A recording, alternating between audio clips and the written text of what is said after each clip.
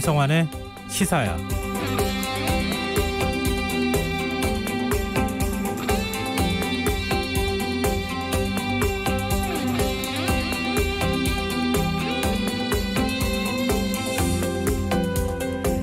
안녕하십니까. 김성환 평론가 개인 사정으로 오늘 하루 시사야 진행을 맡게 된 이현경입니다.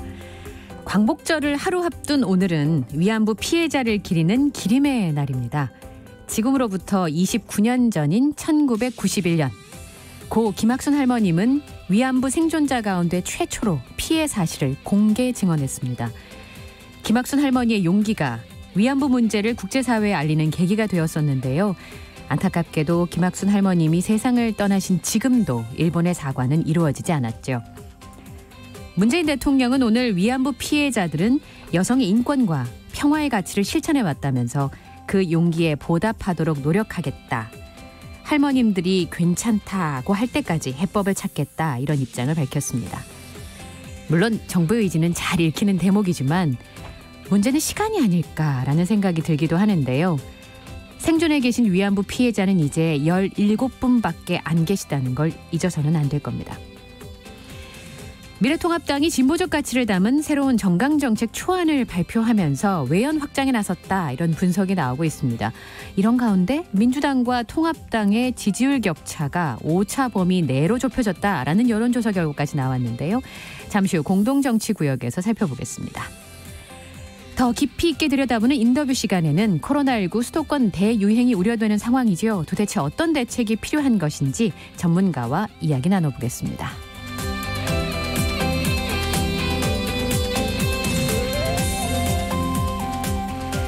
네, 김성환의 시사야 청취자 여러분의 참여를 기다립니다. 오늘의 방송 내용과 관련해서 의견 있으신 분들 많으시죠? 문자 보내주시고요. 당첨된 분들께는 모바일 상품권을 보내드릴 텐데요. 참여하실 번호는 샵 9730이고요. 짧은 문자는 50원, 긴 문자는 100원의 이용료가 부과됩니다. 콩 게시판을 통해서도 무료로 참여하실 수 있고요. KBS 1라디오 유튜브 채널을 통해서도 실시간으로 시청 참여하실 수 있습니다. KBS 1라디오 김성환의 시사야. 그럼 지금 시작하겠습니다.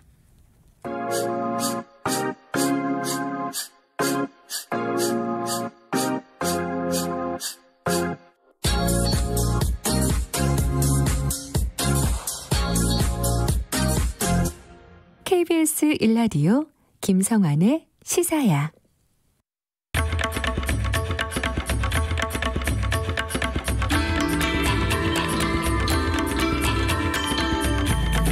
공동정치구역.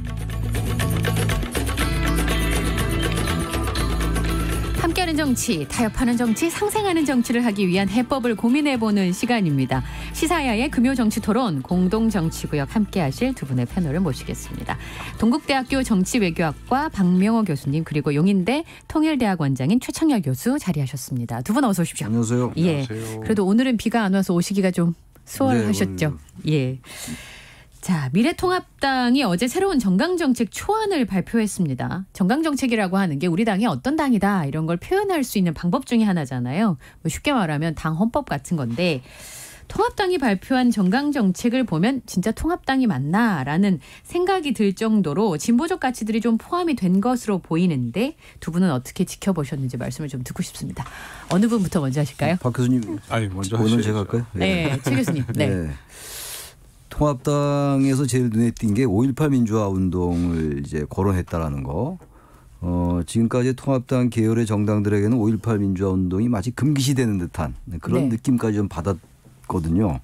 그리고 광주 민주화 운동 현장을 가느냐 안 가느냐 가지고도 이제 당내에서도 논란이 있었고. 그렇죠. 뭐 임을 위한 행진곡을 또 부르냐 안 부르냐 이런 걸로 해서 어쨌든 그 통합당으로서는 이념적으로 자신들의 정체성을 이 5.18 민주화 운동에 대한 일종의 좀 본능적인 거부감 같은 걸로 이제 정체성을 유지해왔던 측면이 있었는데 5.18 민주화 운동을 계속하겠다라고 명기했다면 이건 큰 변화라고 봐야 되겠죠. 네. 그리고 기본소득 문제 같은 경우도 뭐 전형적인 진보적 의지라고 볼 수가 있죠. 기본소득 이번에 뭐 정부가 실시했었습니다만 그 부분도 좀 그렇고요. 근데 물론 이제 그 2012년도로 거슬러 올라가면 그 당시 김종인 비대위원장이 이미 경제민주화 복지, 그리고 박근혜 후보가 경제민주화와 복지라는 이제 의제를 먼저 선점한 적은 있었죠. 그런 면에서 어쨌든 간에 전혀 없는 것은 아니었습니다만 그 두 가지가 전 대단히 이제 눈에 띄었다. 뭔가 통합당이 바뀌고자 하는 그런 하나의 상징적인 것으로 받아들여도 일단은 되지 않겠느냐. 좀 긍정적으로 평가하고 싶습니다. 긍정적으로 평가하고 싶다. 박명호 교수님 보시기는 어떠셨어요? 몇 가지 키워드가 있을 수 있는데 일단 공동체, 뭐 공공선. 그래서 이제 시대적인 요구에 어느 정도 부합하는 모습을 보이려 했다라는 거. 이거 아마 통합당만의 그 어떤 움직임이라고 보기는 어려울 거고요. 다만 공공선과 공동체를 지키기 위해서 이제 어느 정도까지 해야 되느냐에 대해서는 좀 논란의 여지가 있고 그 부분에서는 통합당은 이제 정부 만능주의라는 건 좀 경계하는 표현을 썼기 때문에 일정한 정도의 그 차별성은 좀 두려워하지 않았나 생각을 하고 동시에 그러면서도 이제 공평하고 공정하다라고 하는 그 기회라고 하는 부분 이제 그거를 기본소득이라고 하는 것과 교육이라고 하는 차원에서 어느 정도 보장이 돼야 된다라고 생각을 했던 것 같고요. 그런 면에서 이제 최종적인 목적에 있어서는 공동체나 공공선이라고 하는 부분도 전제가 됐지만 개인의 선택과 개인의 발전이라고 하는 것에서의 공동체의 역할, 공동체가 최소한의 어떤 그 기본적인 필요와 기회를 공정하고 공평하게 제공해야 된다라고 하는 어떻게 보면 이제 코로나 이후 시대의 그 시대적인 요구에 나름대로 부응하기 위한 어떤 대안을 제시했다는 측면에서는 그 여태까지 많이 논의돼 왔고 그럴 걸로 예상돼 왔던 것들을 이제 조금 일종의 정리해낸 것이 아닌가 생각이 되고요.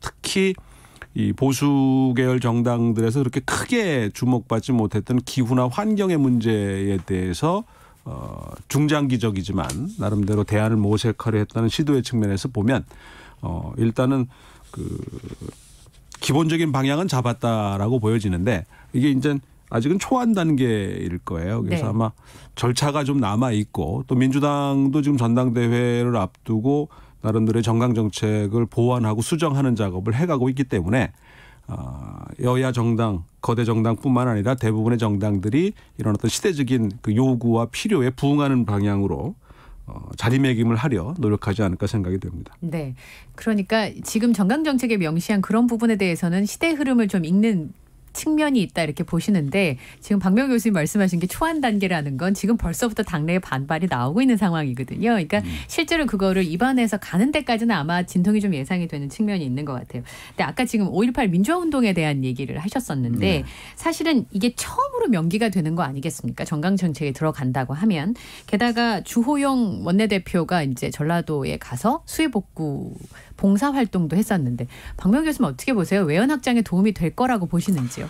글쎄요. 사실 5.18 민주화운동에 대한 거는 이미 김영삼 정권 때 이분들 정권에서 정리가 됐던 사안이기 때문에 그 후에 이제 뭐 굳이 따지면 당내에 또는 아니면 세력권 내에서의 이제 강경파들이랄까요. 좀 원리주의에 가까운 일부의 어떤 주장이었지 대체적인 그 대세에는 그렇게 크게 영향을 미치는 사안이 아니었다고 생각을 하는데 그걸 이제 넣었다라는 자체에 대해서 의미가 있지 않나 생각이 되고요. 네. 당내 논란이 있을 거예요. 이제 그거는 어느 정당이든 어느 조직이든 아무래도 의견 차이가 있을 수밖에 없는 것이기 때문에 그걸 이제 어떻게 소화해내느냐라는 게 이제 관건이 아닐까 생각이 되고요. 뭐 아무래도 좀 통합당 입장에서 보면 이 5.18 관련한 부분에 대한 거는 상당히 부담이 됐던 사안이기 때문에 어찌됐든 정리가 이미 됐어야 되는 사안이었는데 네. 많이 늦은 감이 있지 않나 생각이 됩니다. 네, 최 교수님 어떻게 보세요? 사실 이 부분이 지금 그 극우 지지 세력이라고 불리는 통합당의 이제 지지층과도 관련이 있는 문제 아니겠습니까? 이렇게 명기를 하면서 결별할 수 있을까요? 결별 전 해야 된다고 생각합니다. 네. 대선에서 승리하려면 지금 이제 특히 우리공화당으로 대표되고 있죠. 정당 세력으로서. 네. 실질적으로 내일도 뭐 집회를 연다는 말이 있던데 전광훈 목사가 빠질 수가 없죠. 이른바 이제 태극기 뭐 부대라고 표현들도 하고 그러긴 합니다만 어쨌든 태극기 세력이라고도 표현을 하는데 그분들은 보수라기보다는 좀 논리 안 맞는 주장들 많이 하는 것 같아요. 무조건 박근혜 뭐 석방해라 이런 거, 문재인 하야해라. 그건 잘 맞지는 않아요. 헌법과 법률이 잘 맞지 않는 거 이런 것들. 그러니까 진작에 통합당이 보수를 대표하려면 한민족 보수로서 상징이 되려면 그분들과는 좀 선을 긋는 게 좀 맞았다고 보는데 이전에 자유한국당은 분명한 선을 못 걷던 것 같아요. 그 점이 상당히 간표 요인이었다. 물론 정체성 문제가 나옵니다만 이거 통합당이 그리고 우리 한국의 보수 세력이 넘어야 될 산이에요. 이거는 강이고. 5.18 민주화 운동은 이거는 우리의 민주화 우리 박 교수님 말씀하신 것처럼 YS 정권 때 이미 정리가 됐던 것이고 국가 기념일이에요 지금. 이건 아니 개인적으로는 반대하는 사람도 있을 수 있지만 사회적 합의에 의한 공론화에 의해서 정해진 거거든요. 이것을 공당이 거부하는 얘기가 자꾸 나온다는 거는 물론 각자의 다양성이라는 측면에서 볼 때는 그럴 수 있다 하더라도 그걸 넘지 못하면 합리적 중도로 갈 수 없다. 중도를 외연 확장하기 어렵다. 오히려 전 그래서 당내에서 이런 정체성 논란을 통해서 하나를 빨리 정리를 했으면 좋겠다. 그래서 이건 당의 정체성으로 우리 뭐 진보적인 정당이 못지않게 우린 당연히 이거 존중한다.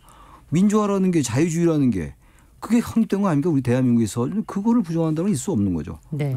이미 뭐 당내에서 좀 논란이 있을 수는 있겠지만 대세에 지장을 좀 줄 정도로 그 영향을 준달까요? 아니면 이것 때문에 이 전반적인 흐름이 그 영향을 받지는 않지 않겠나 생각합니다. 네. 그 통합당의 이른바 이런 좌클릭 행보 사실 경제민주화라고 하는 화두가 나왔을 때 굉장히 충격적이었었거든요. 그 당시에. 그렇죠. 그 빨간 운동화와 함께 사실 굉장히 변화로 받아들여진 측면이 있었는데 김종인 비대위원장이 그때도 경제민주화라고 하는 이슈를 주도를 했었고요. 주호영 원내대표가 취임 100일인데 제일 잘한 일이 김종인 비대위의 출범을 꼽았는데 김종인 비대위원장의 리더십 어떻게 평가하시는지 두 분 의견을 좀 듣고 싶습니다. 어떠세요? 몇 점쯤 주고 싶으신 점 직설적으로 여쭤보고 싶습니다. 주 대표가 이제 선출된 이후에 사실 총선에서 역대급 패배 직후의 상황이었고 당내 어떻게 보면 구심점은 물론이고 그 방향성에 대한 가장 혼란스러운 시기였거든요. 그리고 이제 출범을 하느냐 마느냐 가지고 좀 시간을 끌었던 측면이 있는데 그러면서 이제 원내대표가 선출이 됐던 상황이었기 때문에 아마 주 대표 입장에서는 가장 아슬아슬한 순간을 처음부터 맞았던 것 같고 그 기간을 사실 김종인 비대위 이외에는 현실적인 대안이 당시로서는 존재하지 않았었거든요. 그런 면에서 보면 결과적으로 이제 잘했다는 평가를 지금 받을 수밖에 없는 거고 또 어제 오늘 여론조사를 보면 역전했다라는 결과까지 나오는 걸 보면 그분들도 조금 뻘쭘하지 않을까 싶은데 스스로 잘한 건 별로 없는데 역전이 됐단 말이에요. 그러니까 그런 면에서 보면 잘했다는 크레딧은 그분들이 받아야 되는데 그래서 원죄를 따진다면 김종인 비대위가 출범했기 때문에 가능했겠죠. 그러니까 이제 그걸 또 출범시킨 분은 주호영 원내대표고 당시에 이제 당내의 여러 가지 다양한 의견들을 조율해내는 정치력은 발휘했다는 크레딧은 줄만하다. 그런 면에서는 지금은 가장 해피한 순간 아닐까 생각이 돼요. 네. 최 교수님 어떻게 보세요? 주호영 원내대표하고 이제 김종인 비대위에 많은 기대를 하고 있는 거죠. 지금 보수 세력들은. 어쨌든 바뀌어야 되거든요. 통합당 전에 자유한국당이 견지해왔던 이른바 좌파 프레임. 조금 이제 좀 약간 거치게 얘기하면 너무 좌파 프레임을 입만 열면 좌파 프레임을 좌파 사회주의, 좌파 독재다 이런 얘기들이 식상을 하게 만들었단 말이죠. 그러니까 지난 선거가 물론 코로나 방역이라는 것 때문에 민주당이 대승을 했다 하더라도요. 어떤 면에서 볼 때는 그것도 반사이익적인 면이 굉장히 많았거든요. 통합당이 워낙 지나치게 강고하게 수구적이고 냉전적인 모습을 보여왔고 근데 그러면서 볼 때는 많이 변했어요 지금. 그건 주호영 원내대표의 나름의 공로라고 볼 수 있는 것 같아요. 원내대표가 아무래도 의원들의 말을 그대로 무조건 끌고 와서 없다 하더라도요. 그 영향이 있거든요. 원내대표의 방향 같은 것들이. 그러면서 의미가 있는데 지난번에 주 대표께서 그 누구의 박지원 국정원장 네. 청문회 때 적과 내통 그런 발언들은 썩 적절한 발언은 아니었던 것 같거든요. 발언 하나를 제가 꼬투잡겠다는 게 아니라 그리고 그럼 누굽니까? 이인영 후보 통일부 장관 후보 할 땐 태영호 의원이 또 전향이라는 단어를 써서 네. 논란이 좀 됐단 말이에요. 그런 것들은 여전히 통합당이 그 구시대적인 모습을 못 벗어나고 있다고 보는 거거든요. 그럼에도 불구하고 어쨌든 간 주 대표가 100일 됐는데 일단은 결과가 중요한 거 아니겠어요? 정치라는 게 네. 과정도 물론 중요합니다만 예. 앞서 말씀하신 것처럼 지지율을 넘었어요. 물론 또 바뀔 수도 있고 그런 거긴 합니다만 또 갤럽 조사는 또 다르긴 해요. 네. 그렇긴 한데 아무튼 간에 그건 의미가 있는 거죠. 그래서 네. 과거에 아주 강고한 냉전적인 모습은 많이 사라지게 했다라는 의미에서 의미가 있다. 네. 주 대표의 개인적인 그 뭐랄까 이력과 성품도 좀 영향을 줬다고 생각할 수 있을 것 같아요. 그러니까 지금 103명인데 절대 다수가 영남이거든요. 그러니까 영남 정서를 안으면서 변화를 꾀할 수 있는 분이 여야 된다라는 게. 그러니까 전 당시에도 원내대표 때 3-4분이 출마를 하셨지만 주 대표가 그분 중에서는 가장 현실적이고 적절한 선택일 거다라고 생각했던 이유가 이제 그런 점이었던 건데 선수가 일단 높잖아요. 지금 그렇죠. 사실은 원내대표 하실 선수는 뭐 기준이 있는 건 아니지만 그보다 좀 높게 지금 올라가 있는 선수이기 때문에 그다음에 영남 출신인데다가 또 이제 어떤 무게감 등이 그나마 이제 통합당의 어떤 그 중심을 좀 잡는데 상당히 혼란스러울 시기였는데도 불구하고 그러면서 그 주 대표 어떻게 보면 희생일 수도 있는 부분이 아닌가 생각은 돼요. 네. 지난번에 저 선거 방송 때 박명호 교수님이 하셨던 운칠기삼 생각나요? 운칠복삼. 아니, 운칠복삼. 네. 그것도 실력이라고 그러셨잖아요, 그 당시에. 그럼요. 그것도 실력이에요. 근데 그런 실력은 짧게 뽀록이 나거든. 오래 못 가. 네. 오래 못 가요. 그게 문제죠. 네. 어쨌든 잘한 점도 있지만 또 그 실점한 것을 그냥 받아 아는 측면도 있다 이렇게 평가를 해 주셨는데요. 저는 가장 논란이 되는 게 이번에 통합당 정강정책 중에서 국회의원 4선 연임금지 조항인데 이거 벌써부터 누구 못 나오게 하려는 거냐 당내에서도 얘기가 나오고 있거든요. 한쪽에서는 그 정도로 정치세선의 극약 처방이 필요하다라는 주장도 있습니다만 국회의원의 전문성과 경륜을 무시하냐 이런 얘기들도 있거든요. 최 교수님 어떻게 보세요? 저는 개인적인 의견으로 너무 잘하는 것 같아요. 이거. 잘하는 것 같아요. 국회의원 4선 할 필요 없어요. 지금 하는 식으로 한다면. 지금 하는 걸로 한다면. 지금 하는 걸로 한다면 네. 전제를 깔고 하는 건데 우리 정치가 지금 국민들이 얼마나 많은 불신을 주고 있어요. 정치는 반드시 있어야 되긴 합니다만 4선 5선 돼가지고 굳이 역할을 했느냐. 네. 중진이라는 이제 그 선수로. 그래서 저는 이 부분은 이 자체가 4선을 금지한다고 해서 정치가 바뀌지는 않을 거예요. 그런데 최소한도 정치권, 이른바 우리 정치판이란 말을 가끔 하잖아요. 네. 정치권에도 이러한 좀 이 파격적인 조치가 필요해요. 하나의 상징으로라도. 이게 당장 들어와서 뭐 정치가 바뀔 리는 없겠죠. 근데 왜 국회의원들만 지금 자치단체장은 3선까지밖에 그렇죠. 못 하잖아요. 네. 대통령도 그렇고. 근데 왜 국회의원들이 이런 거 계속 가냐 이런 얘기예요. 물론 여기에 대한 여러 가지 논란이 있을 거예요. 지금 말씀처럼 뭐 경륜 전문성. 경륜 전문성에서 잘했습니까? 국회의원들이? 경륜 전문성보다도 국회의원들은 국민의 뜻을 잘 합의를 모색해 나가는 과정이 필요한 거거든요. 네. 물론 상임위에서도 전문성 필요합니다만 초선, 재선, 3선이면 얼마든지 전문성 발휘할 수 있고 네. 저는 극단적으로 어떤 데 그런 생각도 했어요. 이건 이제 여담입니다만 국회가 저렇게 역할을 못한다면은 굳이 저렇게 국회의원들에게 많은 세비를 주고 이럴 필요 없이 일정 수준이 되는 사람에서 추첨해라 그냥. 과거에 고도에 그런 이 제도가 있었어요. 추첨해서 보통의 상식과 어떤 보편적인 생각을 가진 분들 중에서 그건 이제 뭐 나름 또 이제 제도적으로 모색을 해야 되겠죠. 네. 그런 분들에서 추첨해서 돌아가면서 해라 차라리. 네. 그럼 오히려 국민들의 이 일반 의지가 잘 반영될 수 있지 않냐라는 생각을 저도 개인적으로 한 적이 있어요. 네. 그걸 주장하는 건 아니고. 네. 그렇다면 이 4선 연임금지 저는 나름 의미가 있다. 예. 앞으로 어떤 식으로 또 이 사회적 합의가 진행될지 모르겠습니다만. 왜 4선일까요? 5선도 아니고 3선도 아니고. 5선은 좀 길고 3선은 좀 짧다고 생각했죠. 느꼈나 보죠. 우리가 5년 임기의 대통령제가 된 예. 어떻게 보면 해프닝성일 수 있는데 좀 뭐 선언적이고 상징적인 거 아닌가. 네. 그리고 이건 법안도 발의돼 있다고 그러는데 미국에서도 보면 그 주별로 주 의원들은 연임 제한 규정이 있어요. 그리고 연방 하원에 이게 법안으로 올라간 적이 있습니다. 그래요. 예, 근데 당연히 부결됐죠. 아. 스스로의 임기를 제한하는 건데 스스로 그거를 할 리나 있다고는 거의 뭐 현실적이지 않겠죠. 그래서 다만 이제 이런 정도의 그 좀 각오가 필요하다. 네. 특히 이제 선수가 높아질수록 그만큼 어떻게 보면은 개인과 가문의 영광일 수는 있었겠지만 공동체에 기여한 건 더 떨어졌을 가능성이 높은 분들이 많았다는 게 우리의 경험인 걸 보면 이런 각오를 갖게 되면 좀 더 큰 희생과 역할을 해야 되는 거 아니냐라는 걸로 받아들일 수 있을 것 같고요. 네.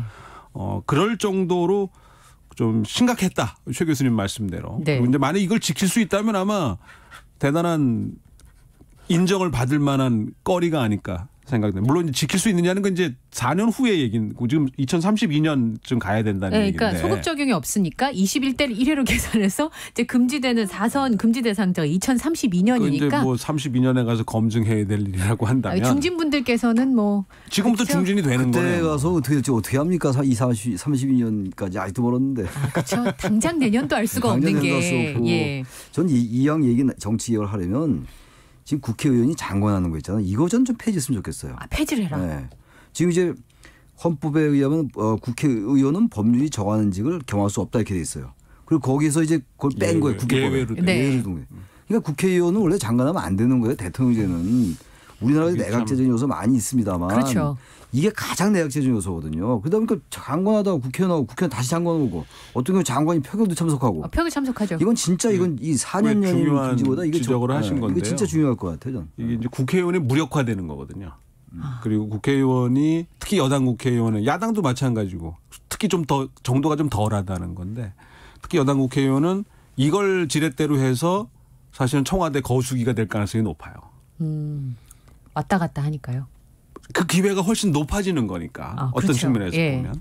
그러니까 그 케네디 대통령의 막내 동생이었던 에드워드 케네디 전 상원의원이 그 대통령만 뭐 한 대여섯 명.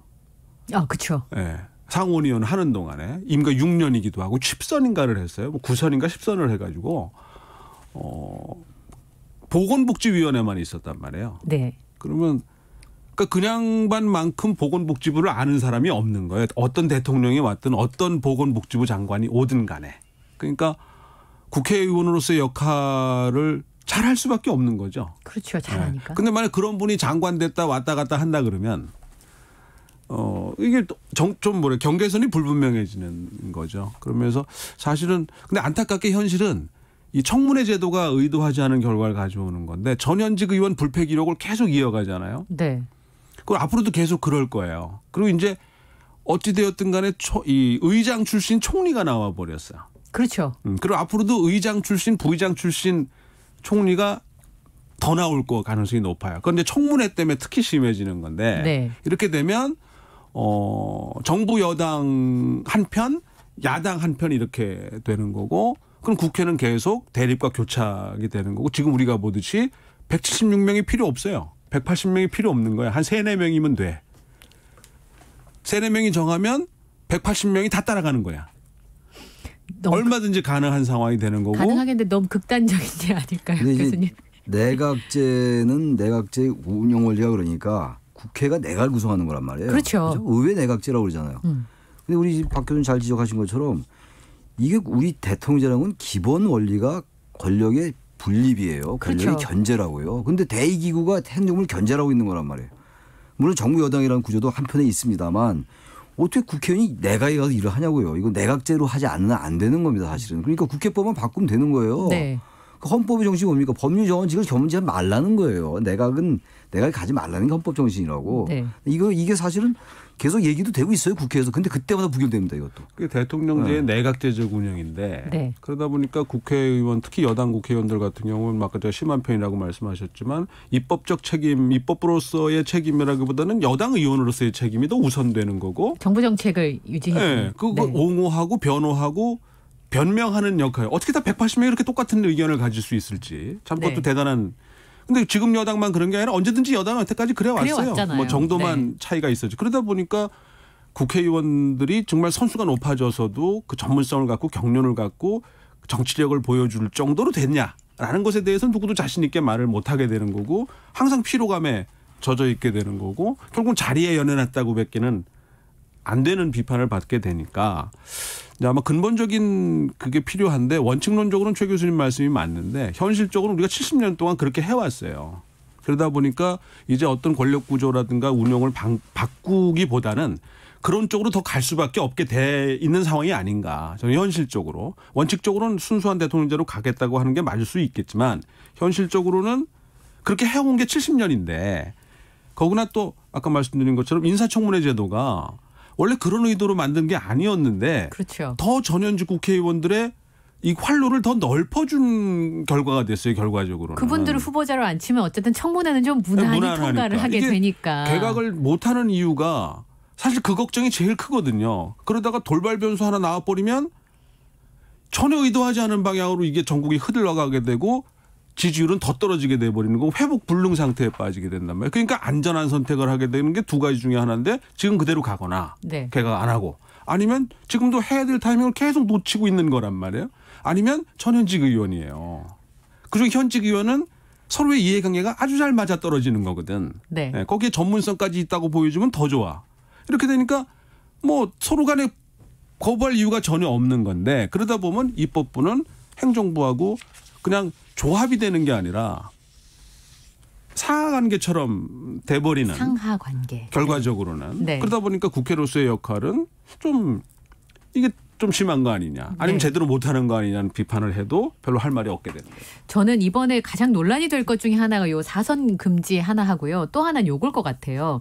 선거에 나갈 수 있는 연령을 지금 25살에서 18살로 낮추는 방안에 대해서 두 분의 의견을 진짜 제가 궁금했었거든요. 왜냐하면 선거 연령을 그냥 이 낮추는 문제에 대해서 통합당에서 계속 반대를 해서 꽤 오랫동안 씨름이 있지 않았습니까? 근데 선거에 나갈 수 있는 18살이 선거에 출마할 수 있는 규정을 만들겠다라는 건데 두 분 생각 어떠세요? 피선거권을 더 이제 낮추겠다라는 건데. 그러면 고등학교 3학년 18살이면 3학년인가요? 3학년일 수도 있죠. 예, 3학년이나 대학교 1학년 연령의 국회의원이 나올 수도 있는 거잖아요. 이제 지나치게 정체되니까 네. 좀 기득권화하니까 사선 연임 금지도 기본적으로 국회의원들이 여든 야든 보수건 진보건 자꾸 기득권화를 막겠다는 거잖아요. 네, 그렇죠. 매너리즘에 빠지고 네. 말이죠. 권력을 향유하려 하고 이런 것 때문에 그러는 거나 같은 맥락에서 일단 잠깐만 연령을 좀 낮추자. 네. 그래서 국회를 좀 젊게 하자는 거 아니에요. 근데 좀 이 견해 저는 25세에서 18살로 낮추는 거에서 뭐 찬반을 아직은 정하지 않고 저도 생각 좀 해보려고 그래요 이건. 무조건 찬성하긴 좀 유보하고 싶어요. 이 네. 부분은. 좀 파격적이긴 했군요. 네. 예. 왜 제가 이 말씀 드리냐면 지금 국회에도 초선들이 굉장히 많거든요. 항상 우리나라의 그 국회가 초선의 당선이 높잖아요. 물갈이 한 50%는 그냥 지금도 계속 하니까. 항상 간단 네. 말이에요. 그러나 국회가 별로 젊어지지 않았거든요. 그러니까 낮추는 것 자체에 대해서 그렇게 반대하고 싶지는 않는다 하더라도 18살이 누구를 뽑는데 선거권을 갖는 거에 대해서는 전혀 거부감이 없는데 그렇게 네. 해야 되는 게 맞는 거예요. 그러나 피선거권 국민을 대표하면 조금 그래도 성인으로서 이런 것들도 필요하지 않을까라는 정서가 깔려 있지 않을까 국민들에게. 네. 이거 굉장히 논란될 수 있을 것 같아요. 그러니까 아직까지 받아들이기 시기상조일 수도 진보 있다. 되게 이제 연령을 낮추는 게 진보적 가치와 좀 같이 가는 방향이었는데 이건 꼭 진보 보수의 문제를 떠나서 국민들이 고3일 수 있는데 그 사람이 국회의원이 돼? 라는 정서적인 문제. 네. 이런 것도 좀 있지 않을까 생각은 드네요. 어떠세요, 교수님? 그러니까 OECD 기준으로 보면 우리가 높은 편이었어요. 아. 이게 멕시코인가요? 어딘가 25살로 돼 있거든요. 네. 우리도 25살, 국회의원 25살이었는데 대부분 18살이 많습니다. OECD 기준으로 보면. 그러니까 네. 우리가 좋아하는 그 선진국 기준으로 보면 우리도 거기 따라가는 거기 때문에 시대적인 흐름에 부합하고 있다. 이렇게 네. 보여지는데 요거는 이제 사실은 그 피선권 연령을 몇 살로 하느냐의 문제가 중요한 게 아니라 이게 다른 거하고 같이 가야 되는 거거든요. 예를 들면 정당 가입 연령 같은 거. 아, 네. 왜냐하면 이게 뭐 마크롱을 만들겠다 뭐 메르켈을 만들겠다 이런 건데 그분들이 한 10대 중반부터 정당 활동을 시작해서 그렇죠. 그 오랜 기간 동안을 사실은 검증의 과정을 겪어서 거기까지 간 거. 단련이 되는 거잖아요. 그러니까 어느 날 갑자기 그 정치인이 되고 국회의원이 돼서 할 수 있는 일이 아니라는 거였는데 따라서 이건 제도적인 그 정비가 된 다음에 결과적으로 나타나는 거지 그렇게 결과를 하겠다고 만들어 놨다고 그 결과가 따라오는 건 아니라는 측면에서 보면 네. 좀 상징성이 일단 좀 우선되지 않았나 생각이 되고요. 뭐 좋게 해석하면 그만큼 이제 그럼 뭐 변화와 변신의 그 몸부림을 치고 있다. 예. 어디까지 결과가 될지는 뭐 알 수 없겠지만. 네. 통합당에도 너무 이 진도가 빠른 것 같아요. 그러니까 좀 부자연스러운 면도 있어요. 지금 이 18세를 낮추는 거 이런 거. 네. 통합당하고 너무 동떨어진 것처럼 보이기 때문에 파격적인 걸 하되 이게 성과가 너무 없어 버리면은 정말 상징적으로 뭔가 잠깐 보여주기 위한 것이라는 비판이 직면할 수 있다 이런 얘기입니다. 예, 20대 초반의 후보자와 3선 정도 되는 중진의 의원이 경선을 한다. 그 그림을 어떻게 이해할 것인지 한번 상상을 해봤는데 아직까지는 좀 생경하다라는 느낌이 있는데요. 아까 지금 최 교수님 말씀하신 그 질문 좀 드리고 싶어요. 이 정강정책 10가지가 기존에 통합당하면 떠오르는 외교안보는 제일 밑으로 밀렸거든요. 근데 이렇게 논란이 될 수도 있고 언론에서 기사 쓰긴 좋을 수 있으나 과연 이게 뒤에 입법으로 뒷받침이 될 것인가. 당내에서 벌써 볼매소리 나오는 상황이거든요. 입법으로 뒷받침되려면 어쨌든 지금 소수니까 네. 통합당이 이제 민주당과 어쨌든 간에 뭐 흔히들 말하는 협치를 잘 해야 되는데 네. 선거가 대선이 다가오면 다가올수록 점점 협치는 좀 어려워질 것 같아요. 기본적으로. 어떤 지금 여기 나온 여러 가지 파격적인 것들이 민주당하고 같이 할 수 있는 부분도 좀 있어요. 그렇죠. 그러니까 저 통합당이 살 길은 잠깐 진보적 의지를 많이 내세우는 게 저는 살 길이라고 생각해요. 기존에 아까 통일안보 그게 밀렸다고 그러는데 네. 지금의 우리 한국의 보수 세력은 지나치게 안보적 그 문제를 가지고 보수의 어떤 그 정체성을 보여왔거든요. 거기서 좀 탈피할 때가 됐어요, 이제 정말. 네. 자꾸 그러니까 결정적일 때 이념의 틀에 딱 묶이거든요. 그러면서 이 중도를 끌어오지 못하고 이런 부분이 있어요. 외연 확장의 한계를 보이고 그랬는데 그러면서 볼 때는 여러 가지 얘기가 나올 수 있는데 어쨌든 간에 문제는 또 아주 그 전통적인 보수 세력들은 또 이러한 변화들을 어떻게 볼 것이냐. 그렇죠. 네, 입법의 문제도 있습니다만 그런 것들은 또 통합당이 해결해야 될 문제로 생각합니다. 그래서 저는 이게 이제 그 진보냐 보수냐 진보냐의 차원에서 볼 시기가 이미 지난 건데 우리가 자꾸 그 잣대를 들이댄다라고 생각이 들어요. 이거는 민주당도 이제 곧 자기들의 버전을 내놓겠지만 기본적으로 미래에 대비하는 거하고 그다음에 결국은 뭐 민주당이든 통합당이든 국민 삶의 문제를 어떻게 해결하겠다는 것에 대한 대안을 제시하는 것의 경쟁이기 때문에 그런 면에서 보면 지금 사실 국민들한테는 남북관계 문제나 외교안보 문제는 그렇게 우선순위에 있는 문제가 아니거든요. 그런 면에서 보면 민주당도 같은 비슷한 그러면서 누가 더 보다 현실적이냐 그렇죠. 또 구체적이냐 네. 얼마나 더 적실성이 있느냐 이런 것이 이제 관건이 되지 않을까 생각합니다. 네, 알겠습니다. 자, 지금 여러분께서는 금요정치토론 공동정치구역을 듣고 계십니다. 용인대 최천야 교수, 동국대 박명호 교수 두 분의 패널과 함께하고 있는데요. 저는 김성환의 시사야 1일 진행을 맡은 이현경입니다. 자, 얘기가 좀 이제 자연스럽게 이어질 것 같은데요. 두 분 의견을 이제 좀 들어보고 싶었는데 최근에 통합당 지지율이 올랐습니다. 아까 박명호 교수님도 잠깐 언급을 하셨는데 오늘 나온 갤럽 여론조사를 보면 더불어민주당이 33%, 미래통합당이 27%로 이게 이제 오차 범위 내로 좁혀졌거든요. 사실은 국정농단 사태 이후에 처음 있는 일인데 어떻게 보세요? 뭐 숫자는 차지하고라도 흐름은 좀 있는 게 사실인 것 같은데 두 분 생각은 어떠십니까? 흐름이 분명히 있죠. 지금 네. 민주당에겐 적신호가 켜진 거예요. 지금 전반적으로 계속 하락세를 보이고 있잖아요. 민주당이. 아까도 잠깐 얘기가 나왔습니다만 통합당이 그렇게 별로 잘한 게 많지 않아요. 제가 많이 찾아봤는데 별로 안 뛰더라고 눈에. 네. 통합당이 왜 이렇게 뭘 잘해서 이렇게 올랐을까. 예. 리얼미터는 좀 앞섰다는 거 아닙니까? 오차범위 내지만. 네, 물론 오차 범위입니다만. 네. 그러면 뭘 잘했길래 올랐나 보니까 별로 잘한 게 눈에 안 띄는데 이렇게 됐다는 건 민주당이 잘 못했다는 얘기예요. 쉽게 얘기해서. 실수가 있었다. 네, 다시 예. 말하면 여러 가지 그 감점 요인이 누적됐다. 중첩적으로 작용해가지고 통합당에게 반사이익으로 간 거라고 저는 보거든요. 그렇다면 뭐냐 그게. 당연히 다 얘기하는 거예요. 부동산 문제. 그거 안 꼽을 수가 없어요 도저히. 네. 네. 부동산 정책의 결과 성과가 안 나타나는 것도 안 나타나지만 일단 부동산 정책에 관한 한 이 정부는 신뢰를 잃어버렸어요. 그러니까 주택을 다 가지고 좀 이른바 좀 뭐 좋은 동네 그 아파트 많이 갖고 있는 분 이런 분들도 이 정권을 싫어하고 부동산 정책에 대해서는 네. 주택이 없는 분들도 별로 안 좋아해요. 게다가 이번에 또 부동산 입법을 한 가운데 월세가 자꾸만 전세가 월세 자꾸 바뀌어요. 저도 아들 키우고 있지만 보통 걱정이 아니에요. 네. 아들을 키우시는 게 아니라 손자를 키우고 손주 그 얘기는 뭐 아들은 다 컸는데. 네. 그러니까 제 네, 아들 얘기해서 죄송합니다만 전세 사는데 내년부터 월세로 바뀔 지경이에요. 전 전화 올까 봐 공급적인데. 가끔 조마조마할 때가 연장하기로 있어요. 하잖아요. 네. 연장을 하는데 더 올리고 이런다는 거 아닙니까 지금? 그러니까 걱정이 된다는 얘기예요. 그 네. 이후엔 또 어떻게 될까요? 다시 말하면 가진 자나 못 가진 자 모두에게 지금 현재 이 부동산 정책은 별 인기가 없다라는 거. 네. 신뢰가 떨어졌다는 거예요. 또 하나 문제가 다른 여러 가지 요인이 있겠습니다. 전 법무부 장관이 지난주 윤석열 검찰총장을 압박하는 듯한 모양새 같은 거. 물론 검찰개혁이라는 그런 대의 명분이 있다 하더라도요. 정치라는 게 이런 거거든요. 국민들이 어떻게 그것을 인식하고 해석하냐의 문제거든요. 물론 이제 진보 보수의 유권자들에 따라 다르게 볼 수는 있겠습니다만 일반 우리가 중도를 볼 때 지나치게 과도하게 압박하는 것은 아닌지 그게 잠깐 진영 논리를 비친단 말이에요. 아까 말씀하셨잖아요. 보수와 진보는 별로 중요하지 않아요. 진짜 실용적으로 누가 더 잘 살게 할 거냐 중요한 거잖아요. 그런 것도 저는 감점이 됐을 것 같아요.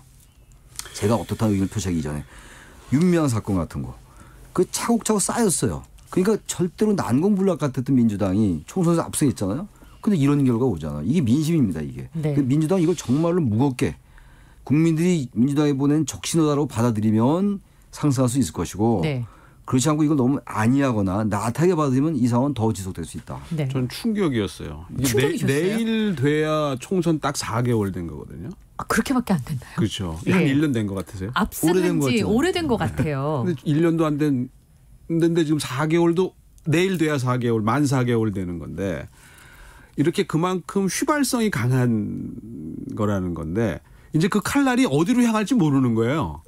한 달 후에 4개월 후에 또 내년 이맘때. 그렇죠. 예. 그러면서 보면 국민들의 인내심이나 어떤 정치적 기대에 이런 게 많이 짧아졌다는 게 점점 더 짧아지는 느낌이 들지 않나 하는 생각이 들고요. 두 번째로는 반사 이익의 정치예요. 그냥 실수 안 하고 가만히 있으면 돼요. 스스로 와서 자책골을 넣어주니까.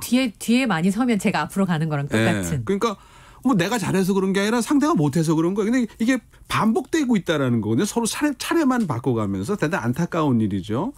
근데 이제 이게 왜 그런 거냐라고 하는 걸 들으면 우리 최 교수님 사례를 들으셨는 건데 방향성이 정확하지 않다라는 거예요. 정확하게 잡히지 않았다는 거예요. 지금 이게 자주책자를 때려잡자는 식의 인식을 갖고 있는 상황이라면 방향성이 정확하다면 정책적인 수단을 가지고 시급성에 따라서 중요도에 따라서 완급과 강약을 조절할 수 있는데 네. 이 방향성 자체가 안 맞고 있다라고 한다면 네. 그리고 전혀 현장과 맞지 않는다고 한다면 우왕좌왕하고 좌충우돌 할 수밖에 없는 거예요. 그러니까 통제불능 상태에 이미 빠진 거라고 봐야 되는 건데 그런 계기들이 인국공, 부동산, 박원순 건으로 연속해서 지금 아무도 의도하지 않았고 아무도 만든 사람 없는데 주어져 버린 계기가 됐다는 거예요. 거기서 일단 그 방향타를 상실했던 것이 아닌가. 따라서 오늘 뭐 홍남기 부총리 얘기대로 지금 부동산 이게 지금 그들이 보기에 좋은 징조로 나타나는 걸로 해석을 하시는데 아마 그럴 수 있어요. 근데 이제 일시적인 거냐 이게 계속 갈 수 있는 거냐. 이 전세 시장의 문제 또 우리 최 교수님 사례에서 보던 것과 같은 아드님의 사례에서 그게 어떤 형식으로 가느냐에 등등. 그러니까 이게 어떻게 보면은 권력의 그 입장에서 누구한테 유불리 문제는 그들의 문제인데 우리 사는 사람들의 국민들의 입장에서 보면 이거는 사실 참 어려운 거죠. 그죠? 누가 하든. 그러니까 양쪽 다 사실은 아직도 국민들로부터 신뢰를 완벽하게 갖고 있지 못하다는 증좌이기 때문에 좀 불안한 느낌이 들어요. 네. 앞서 언급한 여론조사에 대해서 좀 설명을 드려야 될 것 같은데요. 예. 한국갤럽에서 자체조사 결과로 지난 11일부터 13일까지 4일간 전국의 만 18세 이상 남녀 1,001명을 대상으로 실시됐고요. 휴대전화 RDD 표본 프레임 무작위 추출 방식이고요. 전화조사원 인터뷰 방식으로 진행이 됐습니다. 응답률이 13%, 표본 오차 95%, 신뢰 수준 플러스 마이너스 3.1%포인트입니다. 자세한 내용은 중앙선거 여론조사 심의위원회 홈페이지에서 확인하실 수 있습니다. 너무 재밌게 듣고 있는데 시간이 다 돼서요. 한 가지 질문을 드리겠습니다. 1분 30초씩 드리면 시간이 딱 맞을 것 같은데 문재인 대통령의 지지율이 39%로 40%대가 이제 무너졌어요. 취임 후에 가장 낮은 수치이긴 하지만 사실은 그 집권의 시기를 봤을 때는 더 낮은 역대 대통령들도 있었으니까 이 부분에 대해서 어떻게 평가하시는지 원인이 무엇이었다고 생각하시는지 각각 1분 30초 그 드리겠습니다. 민주당의 지지도가 떨어지는 것과 같이 연동돼 있는 것 같아요. 근데 문제는 이제 민주당 지지율가 더 떨어질 때 그럼 완전 레임덕이에요. 지금 그 상태는 아닌데. 네. 그래서 지금 이제 문재인 정부, 민주당 정부잖아요. 정부 여당이 아까 저도 말씀드리고 우리 박 교수님도 말씀하신 것처럼 여러 가지 요인들이 있어요. 그러니까 이런 것들에 대해서 할 말은 많을 거예요. 민주당. 대통령께서 할 말씀이 많을 텐데 우리 국민들의 상당수는 그 바뀌는 흐름이 뭐냐 이런. 중도나 이런 분들이 볼 때는 이 정권이 상당히 능력이 없는 거구나. 그리고 뭔가 이들이 기득권화 하는구나. 그리고 부동산 정책 잘 못하는구나. 이런 인식들이 깔리기 시작했다는 거예요. 그걸 정확히 인식하는 게 중요한 것이지 지지율은 바뀔 수 있어요. 그것만 인식 정확하게 하고 다시 정책을 정밀하게 해나가고 야당을 좀 끌어들이고 아까 지금 말이 빠진 게 입법 과정에서 야당을 너무 배제했던 거. 결과가 같게 나오더라도 일단 야당을 끌어들인 노력을 더 했어야 된다. 네. 그것도 하나의 요인이라고 생각합니다. 네. 교수님. 전반적인 하락세가 불가피하죠. 이건 시간에 비례해서 하락하는 반비례 관계에 있기 때문에 네.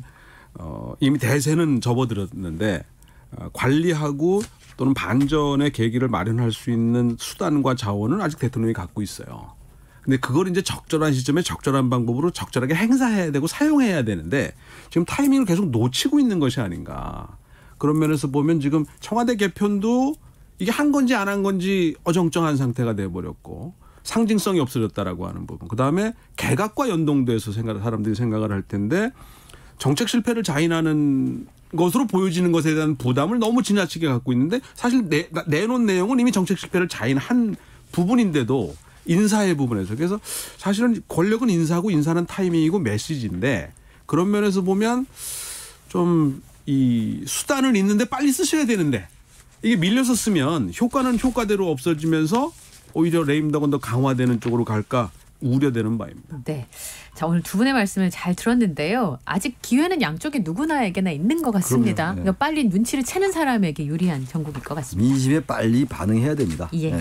공동정치구역 오늘 여기까지 하겠습니다. 지금까지 동국대학교 정치외교학과 박명호 교수, 용인대 통일대학 원장이신 최청열 교수 두 분과 함께했습니다. 두 분 좋은 말씀 고맙습니다. 네, 수고하셨습니다. 감사합니다.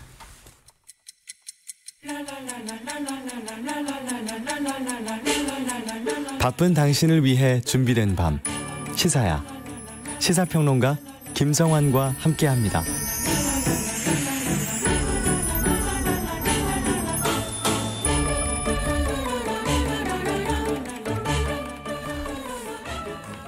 네, 수도권 교회를 중심으로 코로나19 집단 감염이 확산되면서 일일 신규 확진자 수가 어머나 다시 100명대로 급증했습니다. 이런 가운데 정부가 내일 오전 긴급 중대본 회의를 열 예정이고요. 사회적 거리두기 2단계로 격상할 거다 이런 관측이 나오고 있는데요. 오늘 인터뷰 시간에는 이재갑 한림대 강남 성심병원 감염내과 교수와 함께 현재 상황을 짚어보겠습니다. 이 금요일 밤에 스튜디오에 나와주셨어요. 어서 오십시오. 안녕하세요. 네, 교수님. 안녕하십니까? 별로 안녕하지는 않는데. 왜냐하면 예. 제가 코로나19 초창기에 뵀을 때랑 얼굴빛이 좀 많이.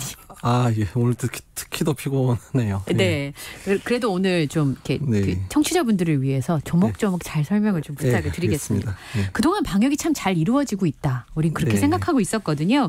근데 우리나라 국내의 코로나19 신규 확진자가 이틀째 50명대. 오늘은 어머나 100명대로 올라섰어요. 도대체 왜 이렇게 많아진 거예요, 교수님?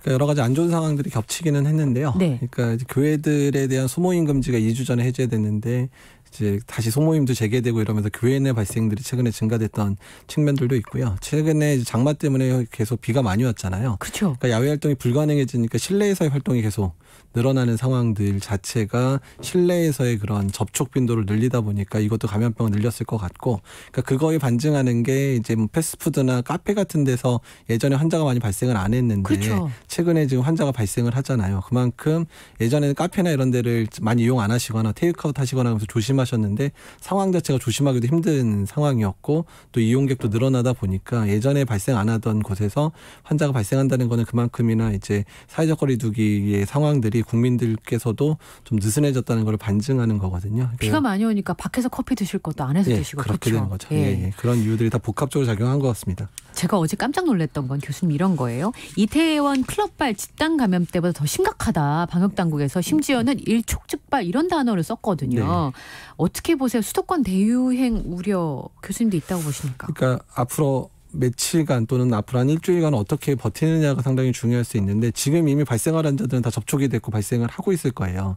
그러니까 그 숫자는 어쩔 수 없어요. 그 숫자 네. 2, 3일 동안 계속 발생을 할 건데 그 발생할 사람들이 또 다른 사람을 발생하는 것을 차단하는 전략이 상당히 중요한데 확진자가 늘어나게 되면 그러니까 방역당국이 그 사람들 다 쫓아가기가 쉽지 않거든요. 그러니까 그렇기 때문에 어쩔 수 없이 사회적 거리두기 단계를 올려서 국민들 스스로가 이제 감염되지 않도록 노력하는 방법을 강화시켜 놔야 지금 상황을 이제 타개할 수 있거든요. 그래서 네. 빠른 상황에서 빨리 사회적 거리두기를 특히 수도권 지역은 빨리 올리는 게 지금으로서는 가장 중요한 해답이 될 수 있습니다. 다 쫓아갈 수 없으니까 국민들 스스로 거리두기를 하게. 네, 그렇게 예. 해야 된다는 거죠. 네. 근데 저는 2주간의 깜깜이 환자 비율이 13%를 넘어섰다라는 네. 건데 이게 이제 감염 경로를 정확하게 알 수 없다 이런 거잖아요, 네, 교수님. 그렇습니다. 근데 이런 환자가 왜 이렇게 많이 늘어요? 그러니까 이제 이게 코로나19의 특징이기는 해요. 코로나19 자체가 무증상일 때, 그러니까 증상 2, 3일 나타나기 전부터 이제 감염을 일으키기도 하는 상황이니까 본인이 모르고 감염시키는 경우가 있으니까 그렇게 되면 이미 걸린 사람은 누가 감염시킨지 모르는데 감염이 늘어나는 패턴들인데, 그러니까 깜깜이 감염이 늘어나고 있다는 거는 지역사회 내에 숨은 감염자가 많아지고 있다는 걸 반증하는 결과거든요. 네. 그러니까 지금 한 2, 3주 전부터 아마 이제 장마 기간이 상당히 영향을 끼쳤을 거라 생각이 들어요. 그러면서 깜깜이 감염 상태의 사람들이 계속해서 소리와 소문 없이 이제 확산되고 있다가 그게 임계점이 넘으면 이렇게 폭발하는 거거든요. 그러니까 지금 임계점이 도달해서 환자가 급증하는 상황을 이제 맞이하게 된 거고 방역 당국이 그 상황을 이제 캐치한 거라고 보시면 될 것 같습니다. 혹시 뭐 변종이 됐거나 뭐 그래서 그러지는 않을 것 같아요. 그러니까 어. 지금 여러 국가에서 나오는 그런 레포트를 보면 뭐 예전에 유전적 변종이 계속 있어서 뭐 전파력이 올라가는 거냐 아닌 거냐 얘기는 나왔지만 실제 환자들 사이에서의 전파 상태는 단계는 그렇게 막 빨라지는 것 같지는 않거든요. 오히려 방역 단계가 느슨해지거나 아니면 국민들께서 사회적 거리두기에 대해서 좀 방심하게 되면 속도는 빨라지는 것처럼 보일 수밖에 없게 된다는 거죠. 네. 근데 교수님께서 SNS에 교회 활동 자제해달라. 네. 눈물로 부탁드린다. 이렇게 말씀하셨던데 네. 이런 글을 어떻게 올리시게 그러니까 사실 된 거예요? 이제 저도 이제 안수 집사입니다. 교회 안수 집사이긴 한데 그러니까 지금 2주 전에 교회들에서 그러니까 이제 그 소모임 금지식 같은 거 철회됐을 때 오히려 우리가 좀 잘못해서 이런 상황이 됐다는 거에 대해 반성을 보이지 않았었어요. 그냥 뭐 정부가 그 종교 탄압했던 건데 걷어줬구나 이런 식의 반응을 교회 지도자들이 보였었거든요. 그리고 나서 2주 있다가 좀 상황이 다시 약화가 되잖아요. 그러니까 교회들이 사실은 언제나 우리나라가 뭐 천주교회도 그렇고 기독교회도 그렇고 이런 독립운동에도 앞섰었고 전쟁통에서도 이제 그런 이제 궁율이라 그러죠. 구율 작업들을 했었고 민주화운동에 동참했었던 그룹들이잖아요. 근데 최근에 이상하게 자꾸 기득권 세력이 돼가면서 이런 국가적인 재난 상황에서도 교회가 앞장서지 못하는 모습들이 많았거든요. 그래서 제발 이제는 좀 그러지 말고 제발 이제 교회가 우선해서 이런 방역에 동참하고 남들을 배려하는 모습들을 보여줬으면 좋겠다라는 의미로 제가 SNS에 올리게 됐습니다. 네, 그러니까 앞으로 며칠이 제일 중요하다는 말씀이신 네, 거죠. 그렇죠. 그걸 예. 어떻게 하느냐에 따라서 앞으로 우리가 더 힘든 시기를 보낼지 그렇지 않을지를 결정할 수 있다는 말씀이신데 지금 서울하고 경기도는 모든 종교시설에 대해서 2주간 집합제한 행정명령을 내렸거든요. 네. 전국적으로 확대해야 될까요?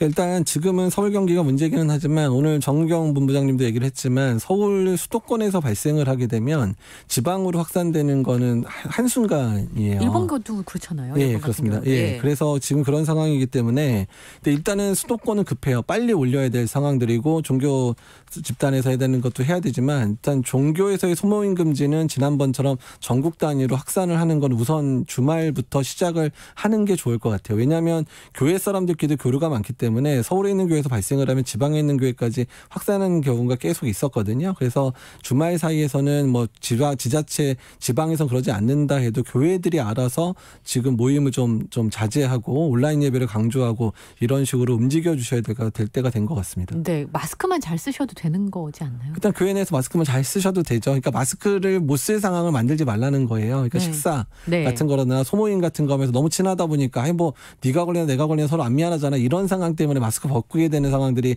많아져요. 원래 친한 사람들 사실 친구들끼리 뭐 집에서 같이 있으면 마스크 안 쓰고 만나잖아요. 근데 이제 교회 분들 너무 친하다 보니까 그냥 단순히 그냥 우리가 친한데 뭐 이런 것까지 이런 생각 때문에 소모임상에서 상당히 방역의 조건들이 많이 좀 낮춰지거든요. 네. 그래서 이제 그런 부분까지 주의하는 게 낫겠다. 네. 그러니까 예배만 이제 방역을 잘 지켜서 잘 드려라. 예. 마스크 쓰고 이렇게 하는 게 낫겠다는 거죠. 네, 그렇게 어려운 일은 아닌데.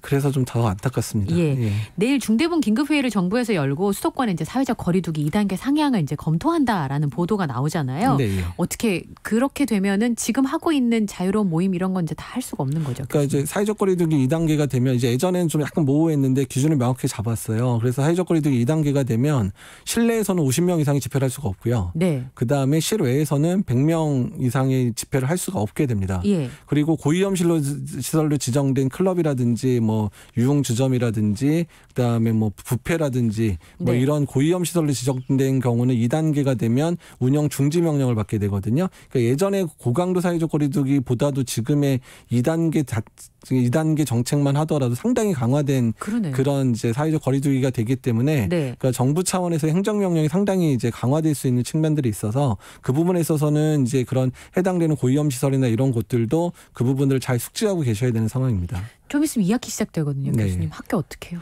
그러니까 이제 학교 부분은 그러니까 저희가 이제 지난주에 교육부 토론회 때도 말씀드렸지만 전제 조건은 지역사회 감염이 억제가 되면 학교의 등교 수업의 범위를 늘릴 수 있는데 지역사회가 통제 안 되면 학교도 당연히 어쩔 수 없게 되는 상황이 되고요. 사회적 거리두기 2단계가 되면 3분의 1 이상 출석도 못 해요. 그렇죠. 그러니까 빨리 지금 상황을 사회적 거리두기 단계로 올려서 빨리 억제를 시키는 게 계약을 했을 때 적어도 1학기 수준의 등교 수업을 하려고 하더라도 지금 사회적 거리두기를 1단계로 낮춰야지 가능해지니까 지금의 상황의 통제가 이제 계약 그러니까 학교 등교 수업에 상당한 영향을 끼치고 있다는 겁니다. 네. 근데 지역에 따라서 국내 확진자가 거의 나오지 않는 지역의 교육청들은 불만이 많거든요. 예, 그거는 아는데 문제는 우리나라가 그렇게 넓은 데가 아니고요. 예. 정말 서울하고 지방 또는 수도권과 지방의 네트워킹들이 뛰어나기 때문에 서울에서 이렇게 일주일 정도 지나고 나면 지방의 어떤 시도는 반드시 뭔가 일이 벌어졌어요. 예전에 2, 3주 전에 대전하고 강주, 전남에서 한번 크게 환자 발생을 했는데 그랬죠. 그것도 다 서울에 연관돼서 발생했을 거 생각을 하거든요. 그렇기 때문에 서울의 수도권의 추이를 빨리 잘 해야 사실 지금 환자 발생하지 않는 지방들도 네. 학생들 등교 수업을 할 수 있을까 말까를 같이 결정하게 된다는 겁니다. 네.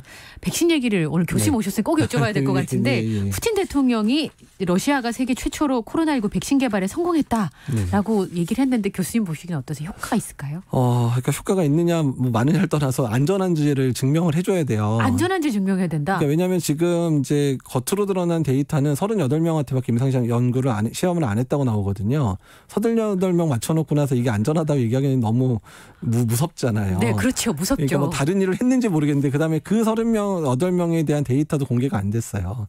이게 뭐 항체를 잘 만드는지 안전했는지조차 공개가 안 됐으니까 일단은 뭐 무시하려고 하는 게 아니라 일단 데이터를 내놔라. 안전한지 적어도 좀 수천 명에서 수만 명, 뭐 10,000명 정도 수준의 백신 접종을 이제 내야 되는데 지금 그러니까 지금 러시아 입장에서는 아주 말을 잘못했는데 네. 러시아에서 뭐라고 러시아 하냐면 그냥 접종을 시작해놓고 그러면서 안정성을 증명하겠다 이런 식으로 나오는 상황이라. 네. 모르겠습니다. 이게 사회주의권이 가진 어떤 이제 좀 공권력의 문제인지는 모르겠지만 조금 좀 경솔한 게 아닌가 생각이 든다는 거죠. 네.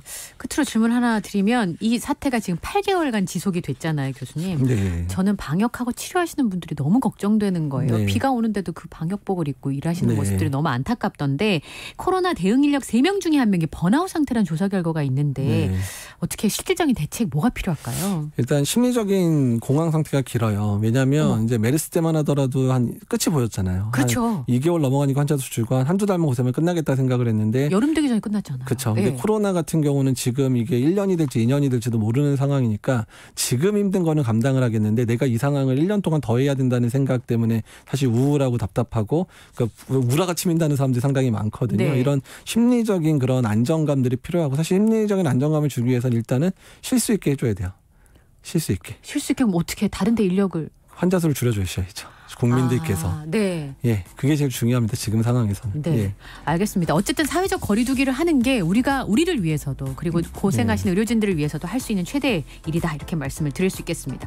지금까지 감염내과 이재갑 한림대 강남 성심병원 교수님과 이야기 나눴습니다. 고맙습니다. 네, 감사합니다. 네. 1부는 여기서 마치겠고요. 저희는 11시 정각 2부에서 뵙겠습니다.